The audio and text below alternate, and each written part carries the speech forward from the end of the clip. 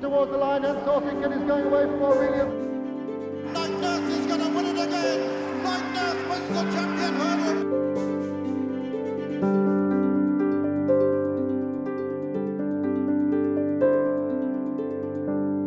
Back to where it all started then, Peter. How did you first get involved in racing? I know that your first winner was 1953? Yeah. What was your involvement in racing before then? I worked at the late Frank Hartigan's down at Way Hill for 2 years. Before that I was with my Uncle Walter. He trained, right? And Mick was there as well. That was an education.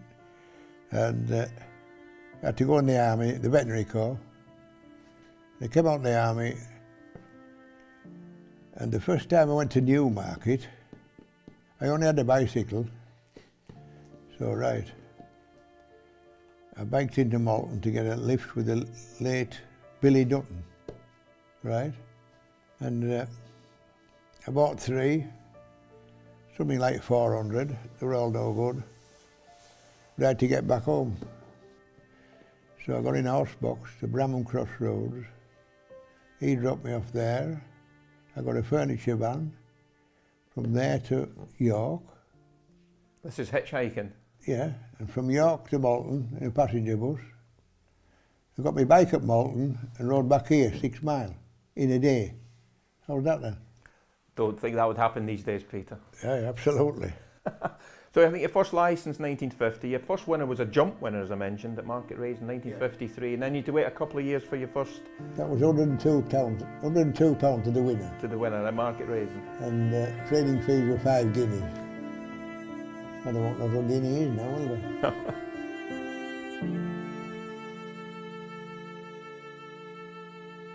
He was a good flat horse evidently in Ireland. A good 2-year-old. I didn't really know much. I just saw him walking around. I thought, he looks all right. I went in. He was 720 cost, right?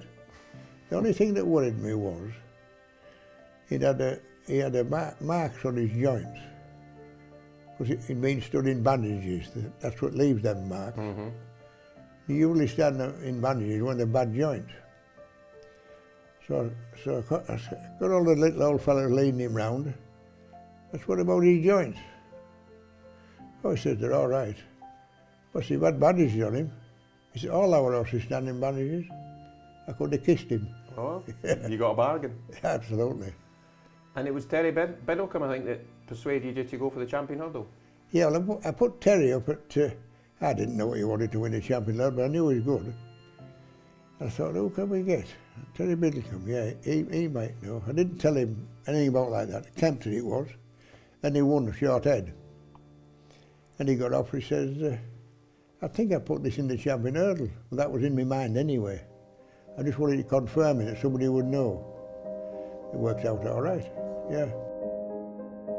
Saucy Kit making ground towards the outer, but Talgo Abbas is the leader. From Saucy Kit towards the outside, then Albinella on the inner, McEldow and Aurelius coming there with a good challenge. They're coming to the final flight now, and it's Saucy Kit on the stand side from Talgo Abbas, then comes McEldow and Aurelius, Albinella and Interosi, and it's Saucy Kit who's hit the front as they run up towards the line. Saucy Kit is the leader from Talgo Abbas, second, then comes Aurelius third, McEldow 4, Albinella 5, racing up towards the line, and Saucy Kit is going away from Aurelius in second place. It's going to be a near thing. Saucy Kit just holding Aurelius, and at the line, Saucy Kit's the winner.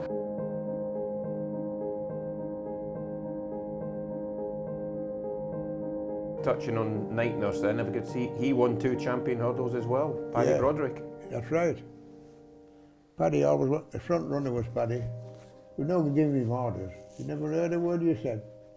He'd taken one blind bit of notice. But anyway, it worked. He was a different type of horse to Sea Pigeon, wasn't he? I mean, Sea Pigeon's a bit classy, and I think you're on record as saying Night Nurse more of a natural.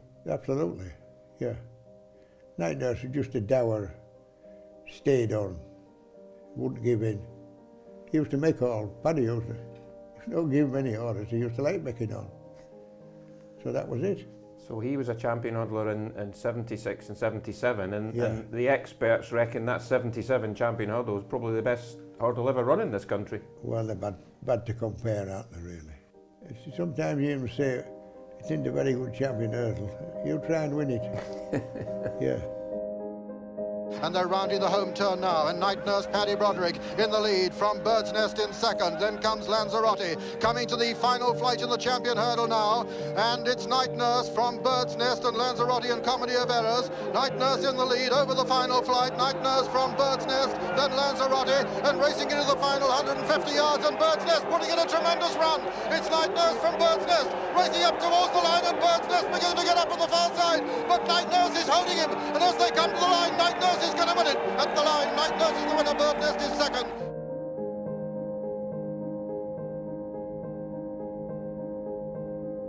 There was a rumour that you had the biggest bet of your life when Night Nurse won his champion hurdle in 77? I'm still sweating over that. Yeah, well, I'll tell you what happened. We took him down, we thought he'd have a hell of a good chance. Right. So, Keith looked after him. Keith Stone. Yes. I think he opened up 5-2. Got a bit on at 3-1. Went to 5. A bit more on. I thought, what the hell is happening here? With a touch of sevens, you wouldn't believe it. So I got hold of Keith. I said, have you ever left him? Because there's a bit of doping going on then, you know. No, never left him going, out of my sight. Phew, got a little bit more on then. Just starting to sweat now. But before I left home, we had 10 ton of potatoes left. I said, don't sell them, I might need them for cash. So right, we duly won. With a lot of champagne, enjoyed it.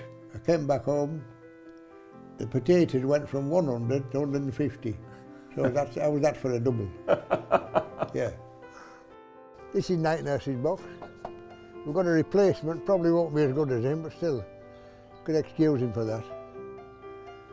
So that's where he lived. You could see what was going on. He didn't used to miss much.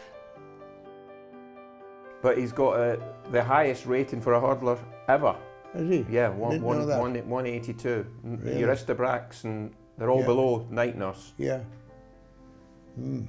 And then the Talkie Faugheen going over fences late. Night Nurse went over fences late. He wasn't too bad as a chaser. One big mistake we made. He should have gone a year before he did.